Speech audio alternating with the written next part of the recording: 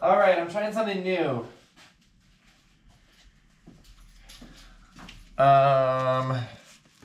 Yeah.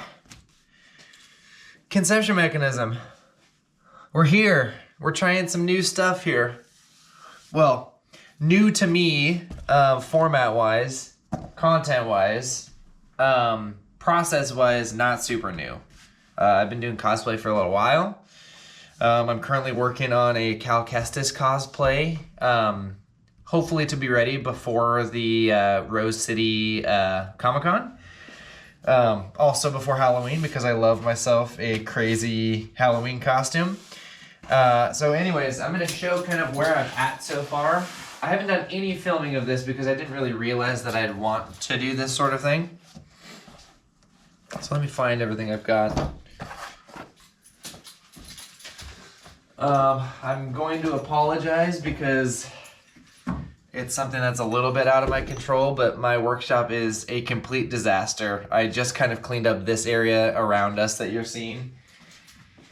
But anyway, so in the cosplay that I'm making for Cal Kestis, his version that I'm making, he's wearing this like armor plate. So you're seeing a lot of work that's already been done so far. So here's like the front armor plate that kind of goes on like this. It's got a lot of attachment points. It's been bent and glued and like all of the tricks in the book were used for that. Similar thing with the back side. So this is the one that goes kind of on the back there. They both connect to each other. So you're seeing they look pretty similar for their connections there. Yeah, I don't know. If you're looking to get into cosplay, some resources that I still use, I'm not going to pull like that. Some resources I still use, and basically what got me into doing cosplay and like building on this stuff myself was Bill Duran, Punished Props. I watched a lot of his their videos over there. Evil Ted, his channel is amazing.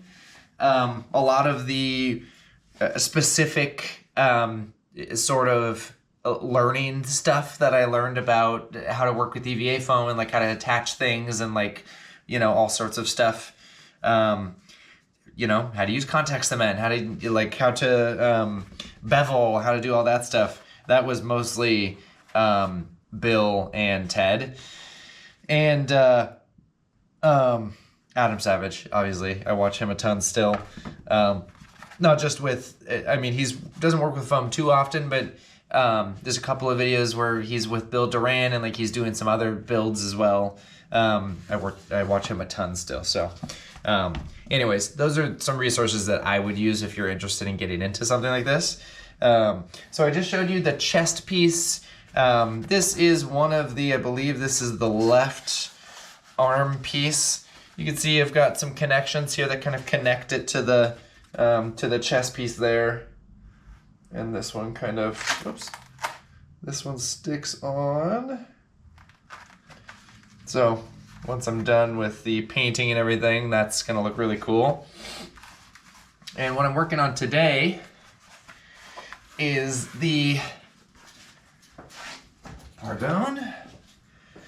is the right side. Now I've already gotten a lot of stuff made with this already. This has been forming for a long time. I just haven't had the time to come down here and work on this.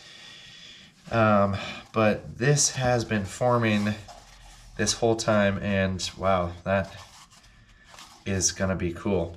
So this is the right shoulder. Now with Cal, with the version that I'm doing of Cal, put these things away before I forget here. The version of Cal, he has a two different kind of sets of right shoulder armor, pauldrons, if you will. And as I'm making it, it's kind of like, it's not colored like Stormtrooper armor, but it's kind of reminiscent of Stormtrooper armor, which is interesting to me. So the right side is the bigger piece of the two. And so far, course, this is the most interesting thing ever, me wrapping up stuff there. Okay, so this one's supposed to go right here, kind of sit a little bit lower. And then this other piece is meant to go on top of it like this. I've got to bend this one a little bit more. So what I'd like to do today is attach these two so that they're sitting pretty nicely together.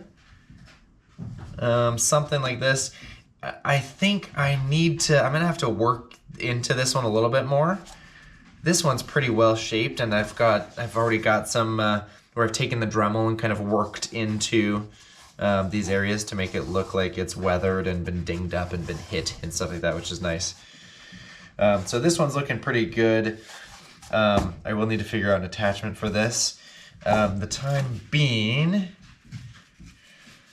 course I have all my straps over here that are kind of shitty, but. Okay, cool. So I might be working with the Dremel here. I'm just trying to think.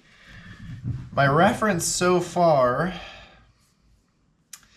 I have a whole bunch of reference photos on my phone, a whole album for my Cal Kestis cosplay we're doing. Where are we? And I'm essentially just referencing. I might show kind of some photos that I'm referencing here. But let's double check and see what we're looking at. You know, there's actually a couple of spots on this. Yeah, so I really don't know how well this is going to show up on camera, but there's two little strips that go up and down vertically, which I'd like to get in there. The shape is honestly pretty close to what I have. I might need to take a little bit off the edge, because I don't know if you noticed, but this one, it hangs off the edge pretty significantly, and I think I need that to change a little bit. It doesn't need to be perfect, is what I'm seeing, is what I'm feeling. But there's also a bit of a bevel. So again, I'm not sure if you can see what's going on here, but there's a bit of a bevel on the bottom edge right here. So I'm gonna do that first, I think. Yeah, and there's not much of a bevel on the other one. Yeah, so I'm thinking that's what we'll do first. When working with a Dremel, like a hand Dremel, there's been too many times, just with experience, that I've worked with a Dremel and not worn a mask, and I've gotten like all sorts of not good bits in my nose. It's really, really not great to do. So if you're doing work with a Dremel and you're working with foam specifically, you should probably wear a mask of some kind. This is probably not sufficient. I think a wood mask is probably fine. It is about to get loud, so might have some music playing or something. The Dremel's been a little bit funny recently. I don't know if you can tell, but it is not catching very well, so I'm just gonna take some edge off. I'm actually gonna go around the whole thing.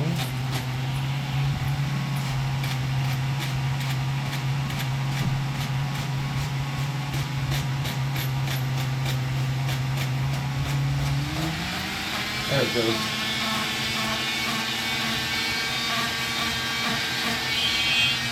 Now I'm not taking very much material off.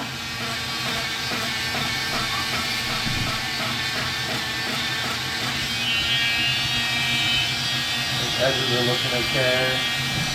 Okay, so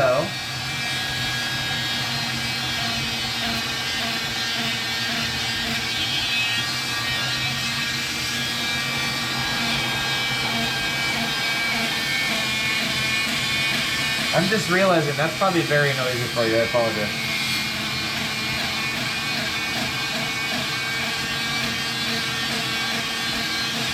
So I'm just beveling the edge a little bit.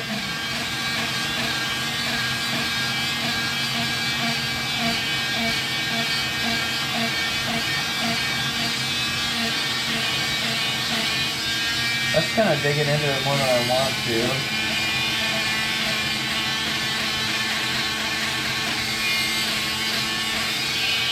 And I should probably do the same all the way around. taking this corner down.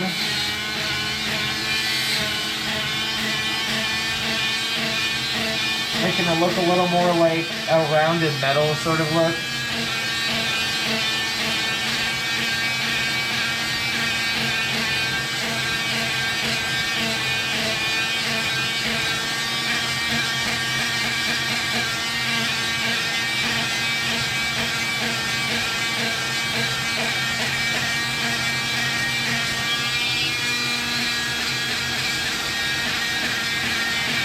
And I'm just going around the whole thing.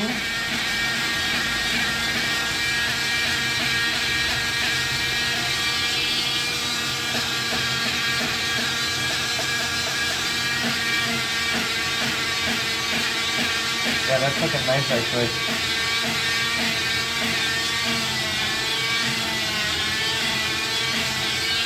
So I'm just taking my time doing small little passes where I'm taking a little bit off. Little bit of material off, not too much.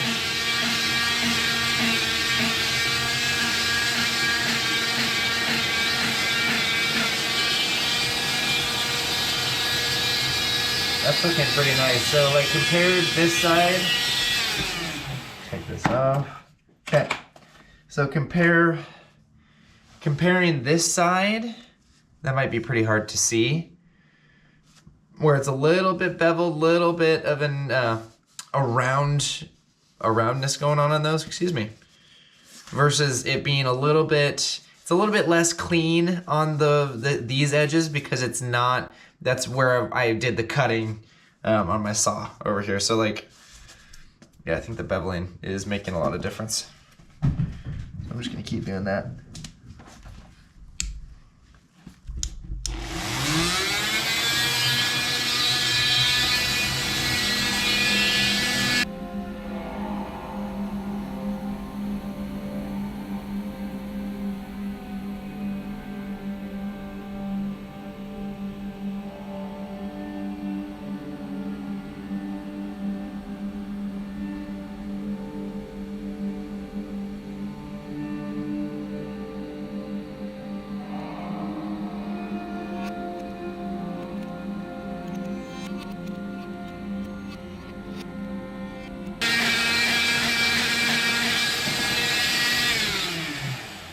Okay, so I've gone all the way around. Ooh. Okay, I've gone all the way around. That's looking pretty good. So you'll see I've got a little bit of a beveled edge all throughout. It's gonna make it look slightly closer to, yeah, kind of a metal. Okay, so what I'd like to do is take a slightly less abrasive sandpaper. I'm just gonna follow this all the way around. There's some, there's a couple of edges that are, I don't know if you can see that, but like it's sticking up a little bit on the edges. So like I'll be able to take some sandpaper and kind of bring that down a little bit.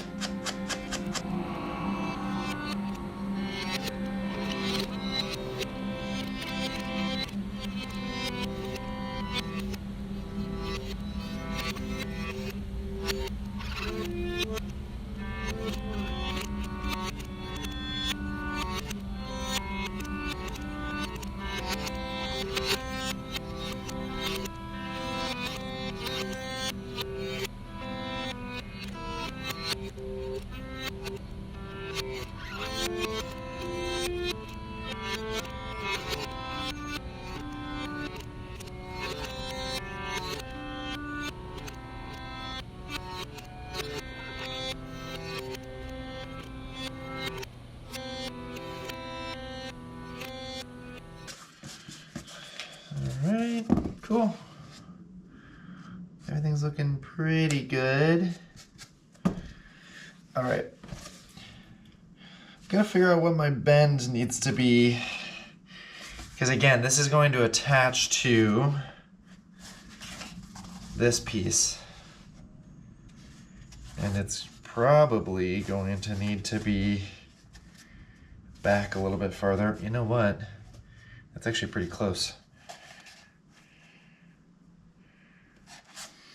It's actually pretty close right there. So I'm just referencing where that kind of meets and attaches on my photo reference. And again, because I'm not specifically looking to get an exact spot for where this is going to sit. I just want something that's relatively close to what we're looking at here. So now the question is, do I want to bend this farther back, or do I need to?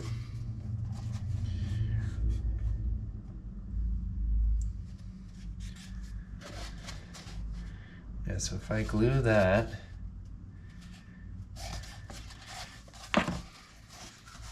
yeah, that seems big enough.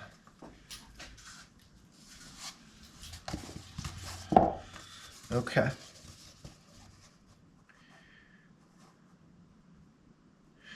Yeah, so it actually sits a little bit higher than that. So I think it sits more like up here. So I'm thinking what we need to start with goes up a little bit more than that. But if I had it sit like this, yeah, that's pretty close to my shoulder. Okay. I've got this nice little mirror down here so I can check to see how close that looks. Yeah, it needs to be a little bit higher, doesn't it? I wonder if that needs to sit there and this like that. That's looking pretty good, actually. Okay, so let's take that as our space. I know, extremely exact. So I think I had it something like this. All right, handy dandy Sharpie here. Now, you might be thinking I'm crazy to be sharpening on top of this, but this is all gonna get covered and painted over. And when I go to seal it, Plasti Dip is black as well. So even if I was going with a different color, I'm gonna do a black base already, so. And then it goes up slightly. Now the problem here is that I need to figure out how to bend this in order to get it into the right spot. But at least I've got sort of a marker as to where I know this is going to sit. Yeah, so that I can come right back to it. And then what's great is that I can then bend this down a little bit so I can get exactly where this is going to be sitting for it to make sense, for it to sit accurately. Great.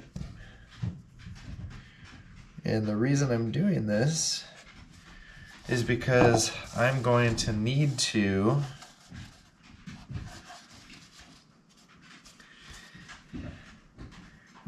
glue everything. Okay, so that down here. Yep, okay, cool. So that's about what's going on. So I've got my vague reference as to where that glue is going to end up. Now what I need to do is figure out where the bottom of this is going so that I can ensure that I have lined everything up properly, first off, and so that I can figure out where indeed the bottom of this is going to be.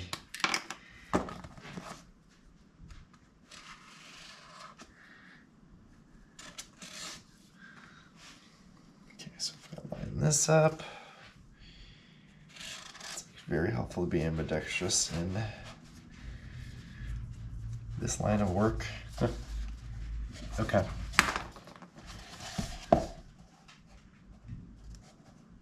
Again, it's gonna look rough at first.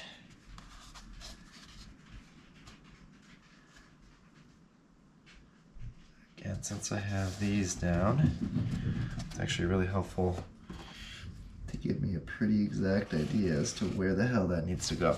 Okay, cool. And then this one goes straight across as well. Of course, through there.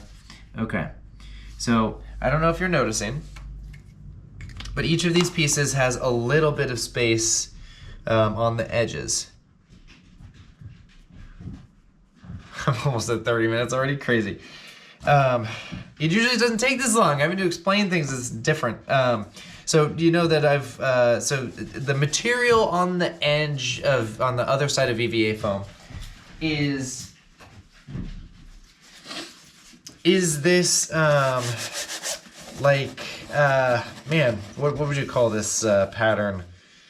It almost looks like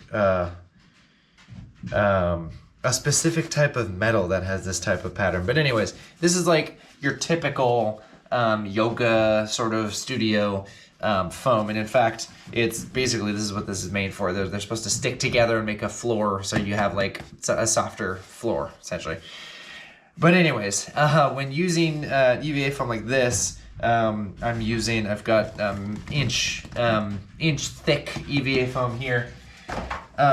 When using it, it's really, really tough to get good contact for contact cement if you're putting the contact cement in this sort of pattern area, which is why, well, part of the reason why I've done a lot of sanding on the edges here. Mostly it's because it makes it cleaner. So like, to give you an example, this is a really bad example, but essentially, like, if it's going all the way up to the edge and I've done some sort of cutting, so with an X-Acto knife or, you know, with the saw or something like that, it is going to show up as like fringe on the edge, right? So I do this to all of my pieces so that it doesn't have fringe on the edge, so that when you're looking at it, it's clean. Whereas if I hadn't have done that, it'd have some sort of fringe coming out. So anyways, that's to explain why I'm doing that. I'm gonna do some more, I'm gonna do some more sanding just to get this section done. And then I'm gonna glue these two together and hope and pray that I've got everything centered correctly. That's the scary part. But again, what's good is that I'm not really working off of a master, a plan of any kind. I'm just kind of eyeballing it based on what I'm seeing, and I'm comfortable with that instead of it being super exact. So go back to sanding here. Maybe another time lapse because this is gonna be annoying again. Oh, and by the way, if you're ever sanding this type of material, this is gonna kick up. It also doesn't have to look nice on the backside because it's not facing anyone, right? So like no one will ever be able to see that, especially because this is all gonna get glued in about 10 minutes. So, all right.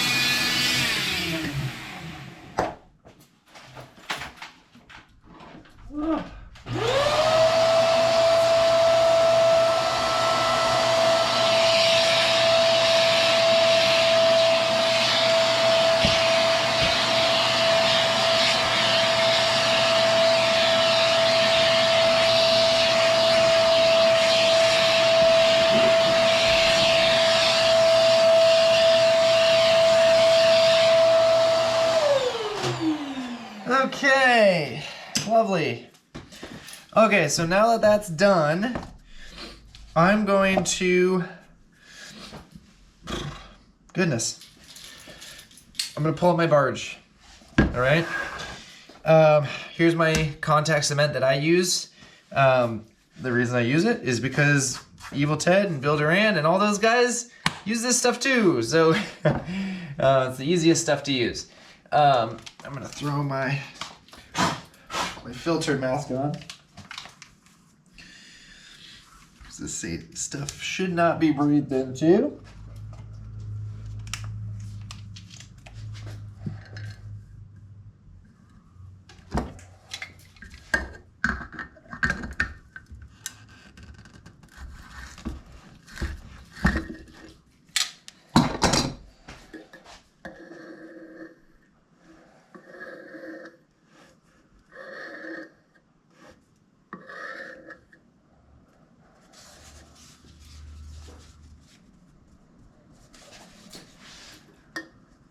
Sorry, I'm not used to turning towards the camera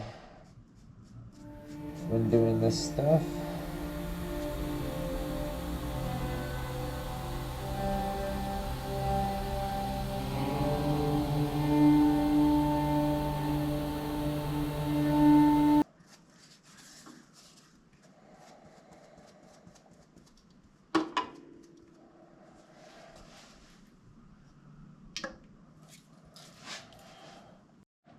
There we go. We'll reset that. I think I disconnected for a hot second.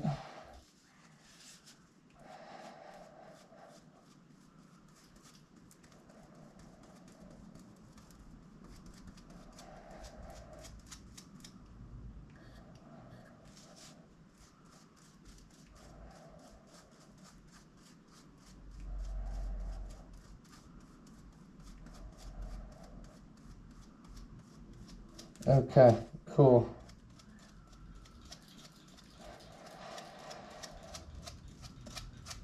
Now, Evil Ted would say something like, take a piece of foam, kind of scrap EVA foam, and kind of go over the piece. I'm not going to do that. I'm just going to like make sure it's a thin layer.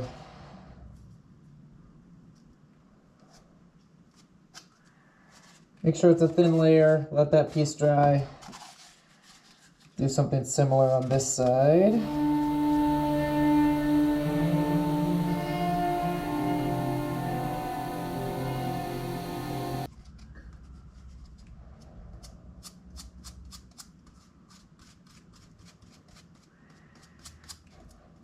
Disclaimer, as I'm doing this, sorry by the way, it's probably hard to hear what I'm saying. Disclaimer, I am not a professional. Okay, I am an amateur. I've been doing it for a little while, but I'm still an amateur. So I may not be doing things the best way or the most efficient way or the right way.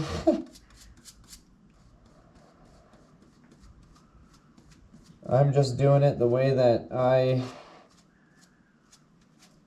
learned from some of those other channels I've mentioned, and other intuitive ways that I've kind of figured out work good for my process. But again, that is not end all be all.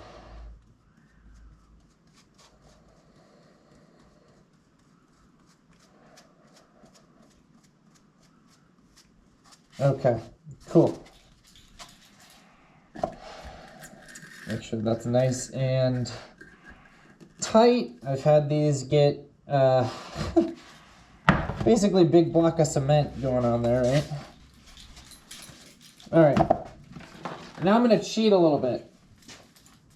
This is something that I didn't really see on other channels, but what I like to do is take a heat gun and dry it out. For contact cement to work, it needs to be dry. It can't be tacky. So when I put my hand up to it, if it's sticky, so you can hear it sticking, it needs to not be tacky for it to work properly.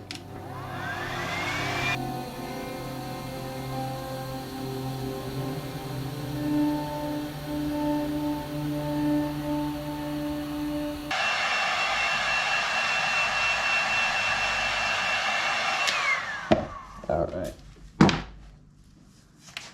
Okay. The reason I'm saying that's a little bit different is most of the other channels I've watched, so sorry, my dogs are upstairs. Most of the other channels I've watched that work on foam let their pieces dry. So again, I might be just impatient in this process. But essentially, here's the tricky part, okay, is connecting the two pieces. If I connect one of these pieces and I accidentally touch it to the other, it might not go anywhere. So what I really need to be careful of is how to even begin attaching this. Okay, I apologize. The camera died. So I had to set up a different setup for it. Okay, so what I was trying to say before was that essentially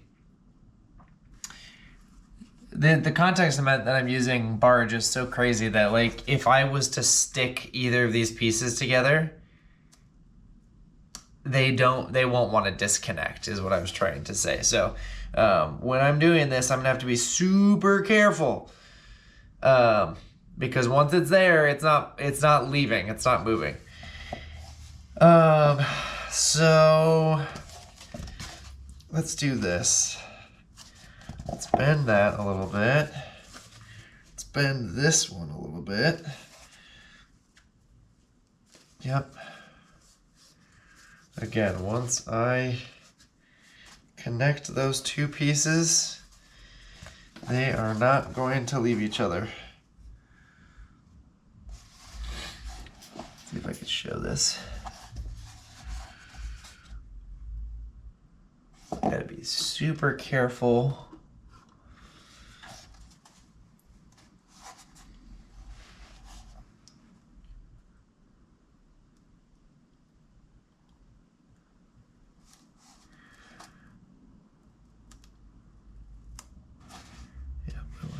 Sides first. Okay, those sides are first. And then I'm going to bend the rest of it over, which is a little bit sketchy.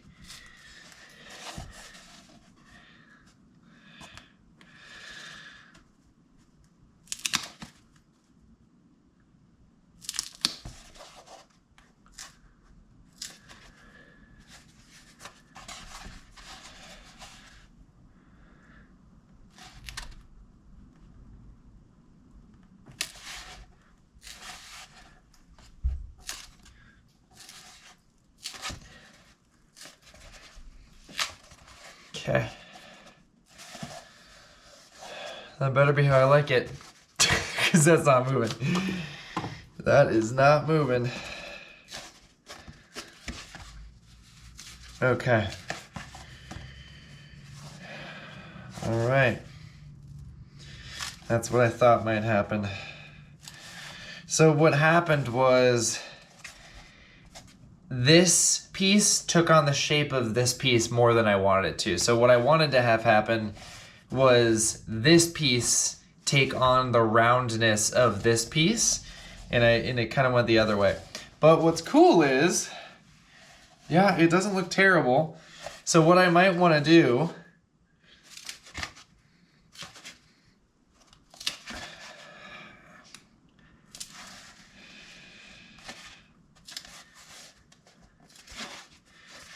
making sure those are contacting well. You can kind of hear that it's trying to come as a part that's not wanting to stick to very well.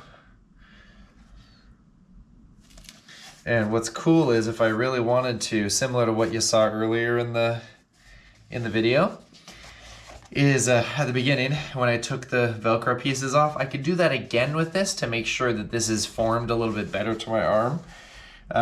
But yeah, I mean, that's not looking bad. That's one piece now. It's looking good. Yeah, so essentially, what I probably won't do in this video, but the next one in the Cal Kestis playlist, is I'm going to put some more, those two strips that I was talking about, I want to put those on this piece. I want to make sure that the shaping is looking good. Might do a little bit of bending on this one. Yeah. What's nice with EVA foam is that you can kind of friction bend things a little bit just by moving it. So like even that little bit of movement that I just put on everything kind of made things a little bit more round. I'm not sure if you're able to see that or not. Which even alone makes it look pretty cool. Let's check it out in the mirror here. Yeah, I think that's what I'd like to do is I'm gonna set this up like I had it before. Put a little piece of cloth over here to make sure I'm not ruining the piece at all. And I'm just gonna, shouldn't have undid this earlier. Or wrapped it up, I should say. I think, and you might be asking why I'm even using a cloth for this. I just want to make sure I'm not indenting with the actual hook and loop I've got here. So let's put this under. And then I'm basically, which is something that I hate doing, but is necessary for the build. Need to let it sit. Need to let it sit and let it form. Okay, so that one feels pretty good. Got that edge going. I think I want it even further on this one. And I'm using the soft end and not the hard end of the hook and loop here.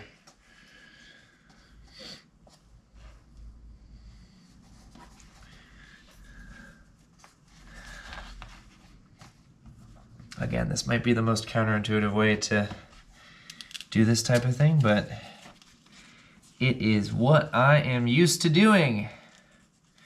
So it's the way we're gonna do it.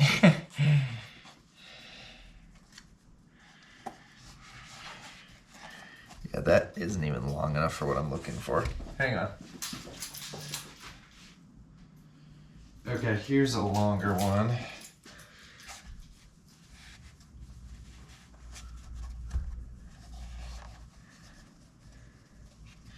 I just wanted to cover the foam so it's not, because the foam is soft enough in some spaces that it will actually, oh yeah, that's gonna be cool. Okay. Just move that down. Move that down. Looks a little bit silly right now, but I think it'll prove the point later. So again, because of how EVA foam is, I'm not, I don't claim to know exactly how EVA foam works, but with how it works, it will eventually hold this shape better if I keep it held in place. So now that I've gotten this kind of worked out, I've got it all wrapped up with my hook and loop to keep it in place and to hopefully keep that, yeah, so I don't know if you can tell from this, but it's quite a bit more round how I have it set up right now. So I will let that sit. That's gonna sit overnight, and we'll approach this in the next video to do the attachments. So we're gonna figure out what that looks like to, we're gonna do a little bit of sewing. We're gonna glue some attachments in similar to what you saw on the other pieces, the big pieces of chest and like back armor. We're gonna do something similar with this one. Similar to how we have this up too. With the left side, I'll probably do something like this where I connect some connections here that are supposed to loop through the kind of arm pieces of the chest and back armor. Connections for those. All right, y'all. I'll see you next time.